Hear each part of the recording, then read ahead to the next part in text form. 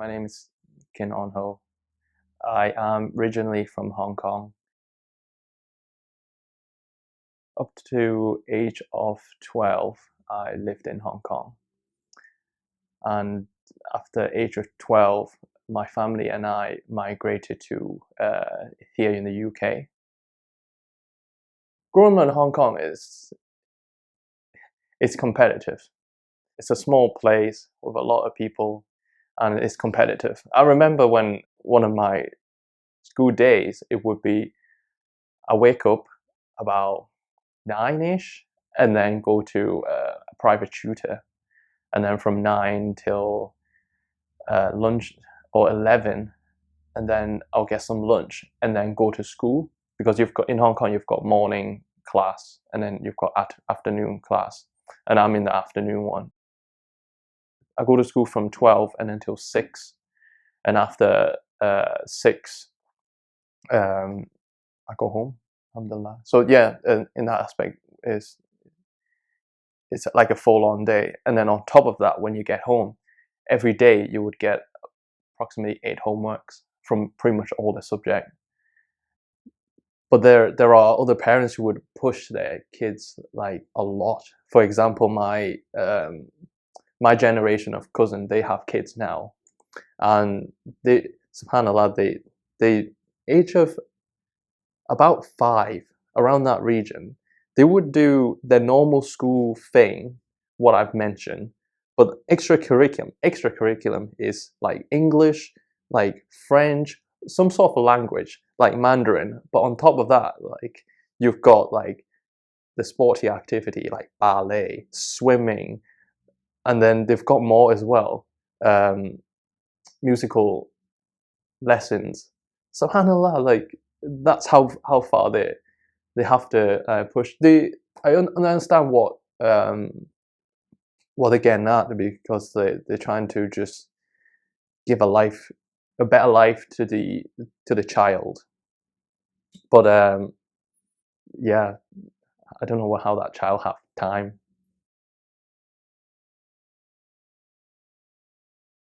Early memories. Oh, bro. I think it's to do the festivities.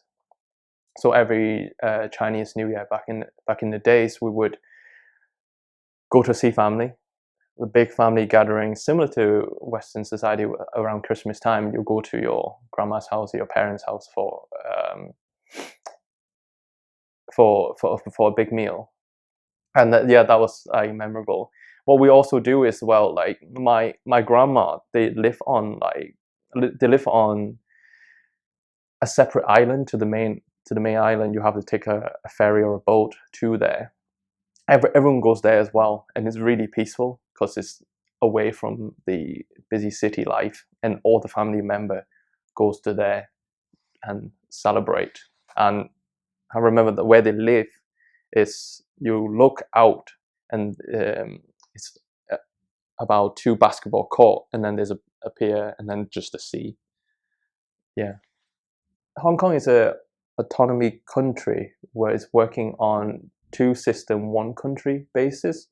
Back in the days, Hong Kong is owned by the British government.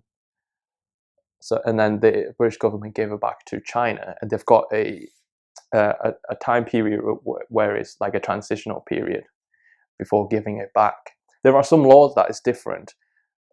In terms of lifestyle, I'm not so sure, but from what people say is that there's no Google, there's no YouTube, and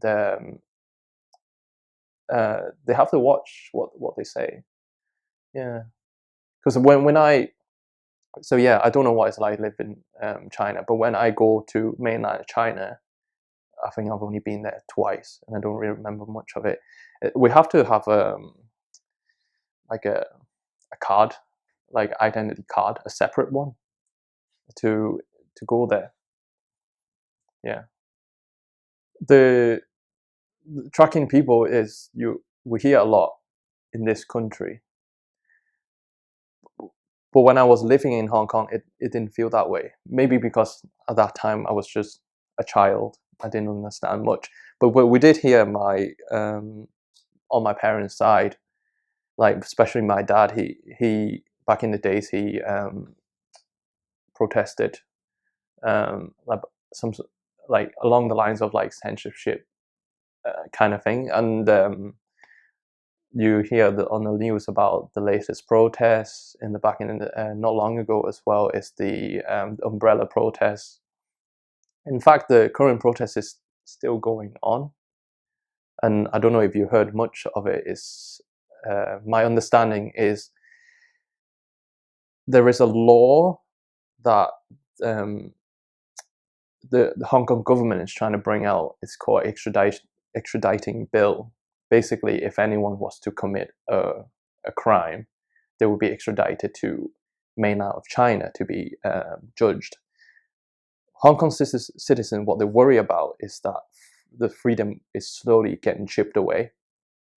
Before even this bill, people would disappear because of talking something bad about the government, especially if you're like a journalist. And when I was in Hong Kong, my close family were Christians.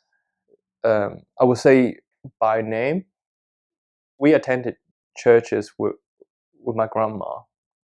And then here as well, I attended churches at up to age 12, 13. But in Hong Kong, I didn't like practice it.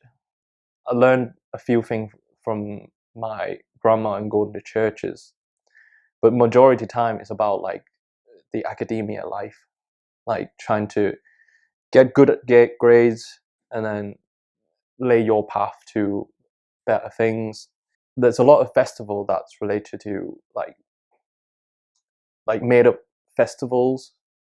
So I remember that like every Chinese New Year, in fact, my family still do it, is that every Chinese New Year, my uncle would check our birth date, birth year, and that would relate to what zodiac animal you are, and that would be your characteristic.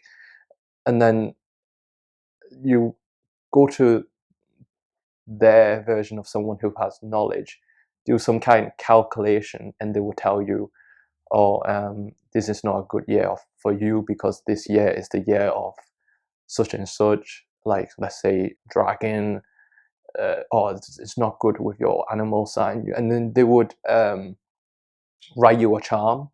It's like, oh, and then the charm you have to carry in person. And they would do that and then send it over to us. So that was the June Chinese New Year. And also what I observed in my family house anyway, they would have like a little altar. It's to worship the dead, the ancestral worship. So that is, from my understanding anyway, is that every morning or whenever they are facing problem or just general worshipping, they would light an incense and then they would put it on where it is.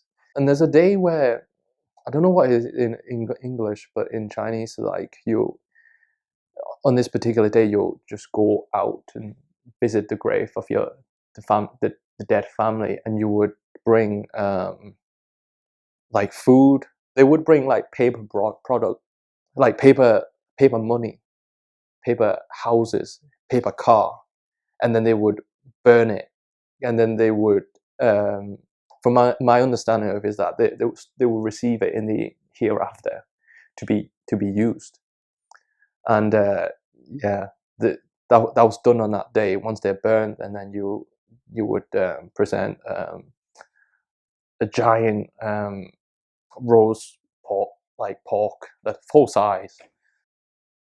When I came to this country, everyone immediate question was, "Are you related to Jackie Chan?" And I remember in high school when I just first started, is that like some students or some kid really believe that you can like I can just like fly up the stairs. I don't know. Have you seen kung fu football? The one where they can just like, and like some kids really thought I could do that. But in China, I didn't pick up any martial art. But in the at the parks, when you walk in the morning and throughout the day, you would see people practicing Tai Chi there. Yeah, I watched a documentary some time ago, and MMA is starting to pick up, and also influence from Thailand, Muay Thai, that's picking up in Hong Kong as well. My job is, alhamdulillah, research scientist. How I got to it is way back. It's like back to high school. It's I think it's before GCSE.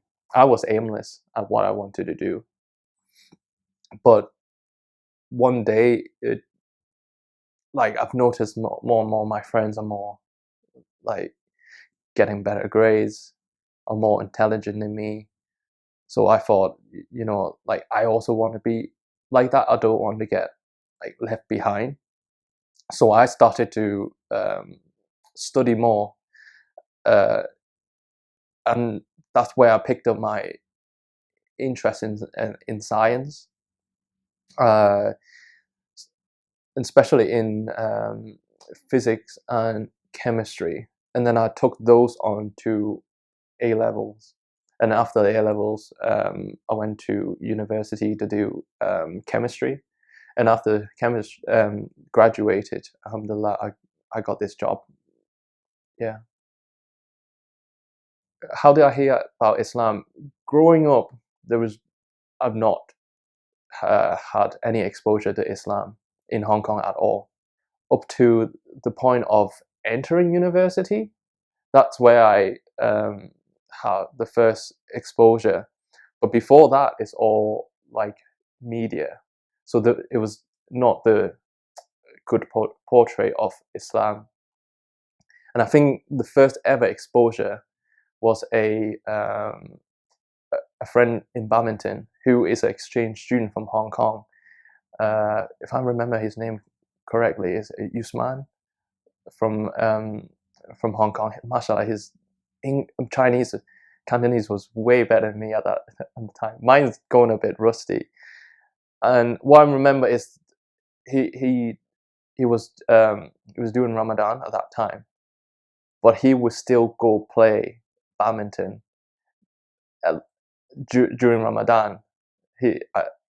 Yeah, but at that time I didn't really question it. It was like, oh, okay, he's doing his thing. That's the first ever exposure. And then later on in university, I met another friend, and then it just sparking an interest. I just start asking those. Started off with like stupid questions, like oh, you don't drink alcohol. You have to get up this early to pray, and many other ones. And through after asking so many questions, they're like, look, my knowledge is quite limited, but if you're interested, you can. They recommended IDC, Islamic Diversity Center. So I came here. At the time, I just came here, just find out a little bit more about it, because you hear all of the negative stuff. So I just want to find some answer on, like the hot topic, like forced marriage, like why do people do what they do, terrorism. At the time when I first come over here, nervous but open, but it was they had Akida class, and I attended a good 6 months then. And I remember at the times, like, none of you brothers, includes many other ones, may Allah reward you all, never questioned me. It's like, yo bro, when you're gonna become Muslim, man? You've been here for good 6 months now, you should take the shahada. But not at all. You make me feel welcome. You may already make me feel like I'm one, like as a Muslim already. Each class I came to, it just start slowly chipping away all those questions. And I kind of remember which class it is, but after like just going do my normal life, I thought to myself like, I could pass away like any time, and without embracing this religion, I feel like I could like miss out on something.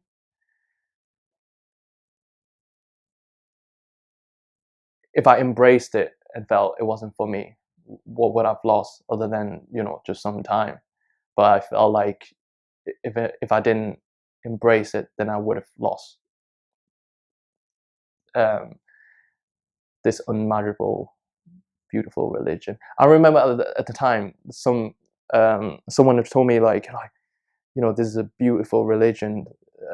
They keep repeating it, but they were saying also a lot of things as well. But I couldn't understand it.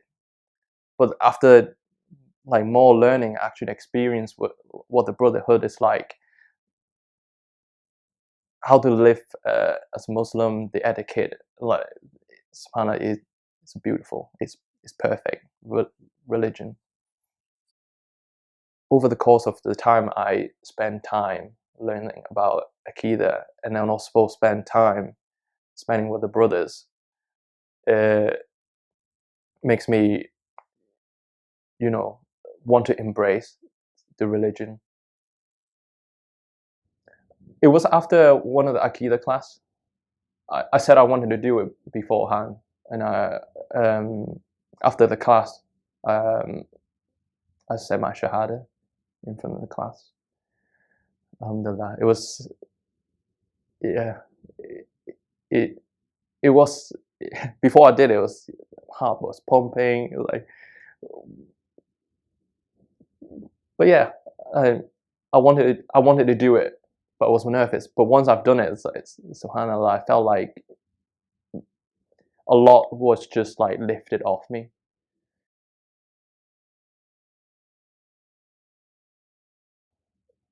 MashaAllah.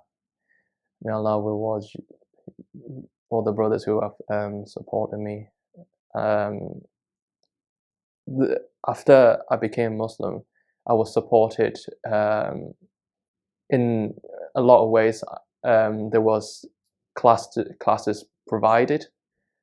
The one I mentioned already, Akida class. With the brothers, I learned from them the etiquette of how to treat others.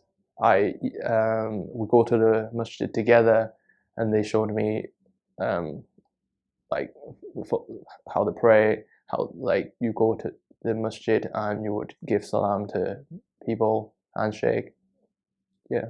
So and even even now, uh, even now, I can just pick up the phone and message one of you brothers, and I feel I know like I can get help somewhere. Yeah, learning the prayer. I remember I learned it on a trip down in Milton Keynes. I hear a weekend for new Muslims, and again I was nervous before I went. All those brothers were very hyped up. Like, look, you're gonna go. You don't want to come back. I didn't understand, so I was more nervous. But the atmosphere there was amazing. Uh, that's when I learned my prayer. Um, they ask you what you want to get out of it, and mine was very basic. Trying to get the foundation down, which is learn Surah Fatiha. That's what I want to achieve, and alhamdulillah I did. Because going between each talk, there would be a brother just come up to me, give me a Surah Fatiha now, and mashallah, they had so much patience. listen to me, correct me if I'm wrong, and um, show me how to do purification, wudu, and pray as well. My advice to those who are looking in the religion, you ask yourself, like, what are you living this life for?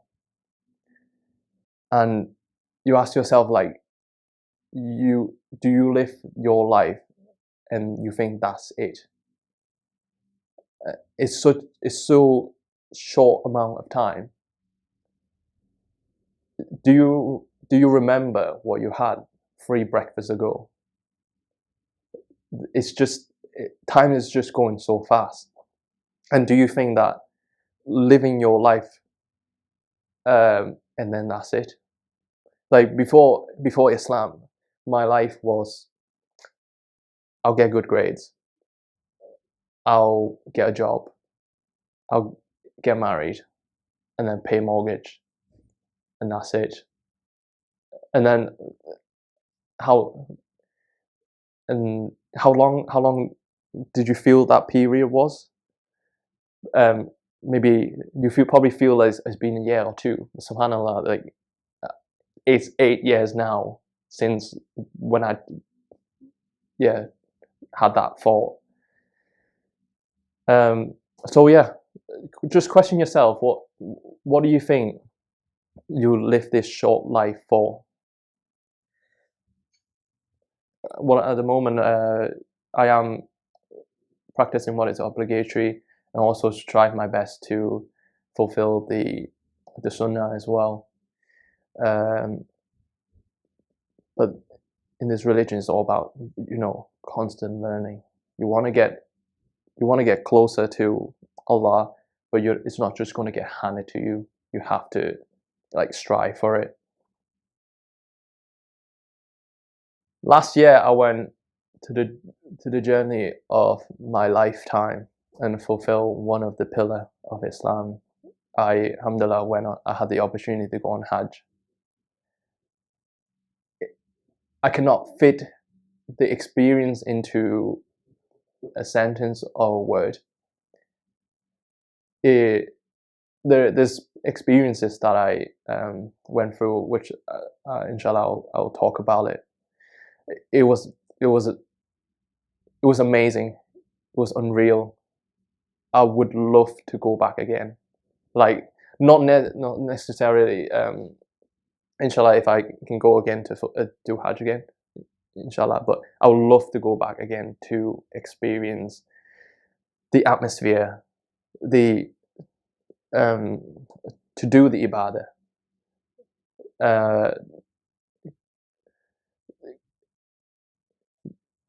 I'm speechless when I was there. Yeah. Some of the experience I have, I remember it was one of the Jummah in Mecca. I can't remember what temperature it was, but it was hot, bro. It was hot. I set off from the hotel at 10 o'clock, wanting to get, a decent, row. When I got to that bro, I was in the courtyard. I can just manage to see the Kaabas through someone's head. And so I just sat down next to a brother, and we share umbrella, and there was other brothers doing other things as well. Like they'll go fill the water and then put in like a spray ball and spray on everyone. There will be other brothers like sharing dates. So at that time I thought, wow, this is beautiful. I've got Indonesian brother next to me. In front of me there's African brothers and many other brothers and sisters from all across the world for this one reason, to worship Allah. I think the most memorable thing as well, I've not unpacked everything still, it was just such an unreal experience. And every time someone asks me this question, it makes me think of the new things what I've experienced. And I remember it's the day of Arafat, and everyone, you know, um, including myself, were making dua outside, and it was just, and then suddenly it was downpour of rain.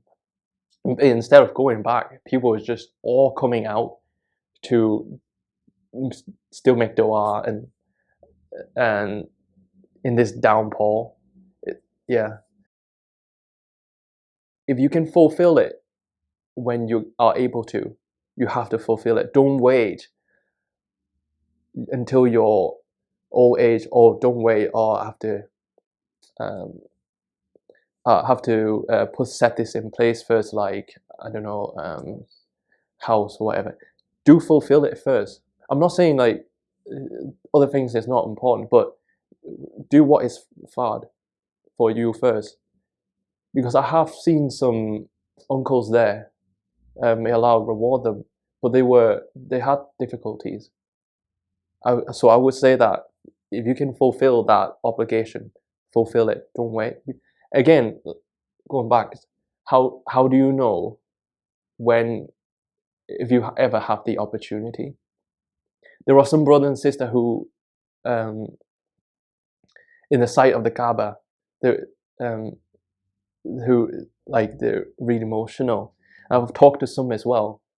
Like they they waited most of their life to get here. What is your, was your reason just prolonging it? You will not regret it. If you, yeah, it's in this country, it is expensive, but you're gonna get that in return. You're gonna get in multiple reward. You have to believe in it. What is my biggest lesson in my life so far? You don't know when your time will end in this dunya before we return to Allah. And I have seen uh, in my family, and also just um, looking at the just the events going on in the world right now. It's like we really don't know what will happen, what will happen. Don't wait until, don't expect that you're going to reach old age. This life is really temporary. And I go back to what I said, like it's going so fast for me. I don't know if it's the same for everyone else, but it's going so fast for me. How can you say that this life is, that's it, and then there's nothing but afterwards? Take um, every moment to, you know, um, appreciate what Allah has blessed me with, and yeah, keep going. Really, keep going, and may Allah give me the ability to do more good deeds before we return to Him, and also, yeah, may Allah rewards all the other brother and sister, and may Allah guide the ummah. Yeah, don't wait